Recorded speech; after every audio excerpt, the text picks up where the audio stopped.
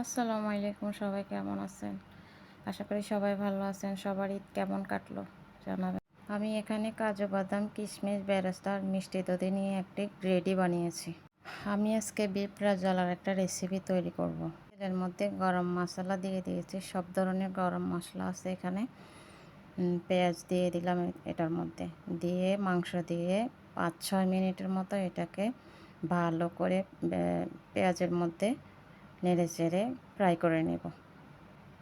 এখানে অনেক কিছু আজকে স্কিপ হয়ে গেছে, আমার মেয়ে আমাকে হেল্প করতে যেয়ে স্কিপ হয়ে গেছে। আমি বলে দিচ্ছি কী কী লাগবে আপনাদের। এখানে ফ্রাই করার পরে আমি এখানে 2 টেবিল চামচ আদা আর 3 টেবিল চামচ রসুনের পেস্ট দিয়ে দিয়েছি।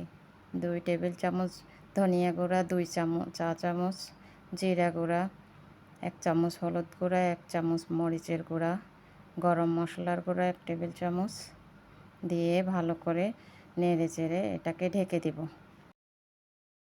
আমি এখানে লবণ দিয়েছিলাম, লবণটা স্কিপ হয়ে গেছে। লবণটা অবশ্যই দিবেন স্বাদ মতো।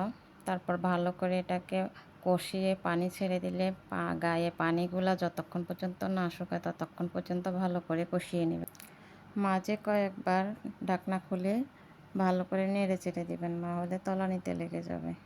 কষানো হয়ে গেলে এখানে 2 কাপ পরিমাণে গরম পানি দিয়ে ভালো করে নেড়ে চেড়ে ঢাকা দিয়ে দিবেন। মাঝে মাঝে অবশ্যই নেড়ে দিবেন। মাংসটা 80% সিদ্ধ হয়ে আসলে গ্রেভিটার উপরে জয়ফল জয়ত্রী গুঁড়ো দিয়ে দিবেন, কিছু আলু বোখারা দিয়ে দিবেন। আলু বোখারাটা এখানে স্কিপ হয়ে গেছে।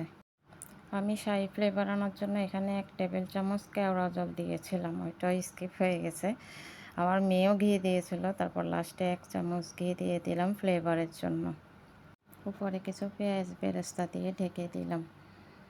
আপনাদের যদি আমার এই রেসিপিটা ভালো লেগে থাকে অবশ্যই লাইক কমেন্ট শেয়ার করে দেবেন। সবাই ভালো থাকবেন। বাসায় অবশ্যই একবার হলে আমার রেসিপিটা ট্রাই করে দেখবেন, ট্রাস্ট মি ভালো লাগবে।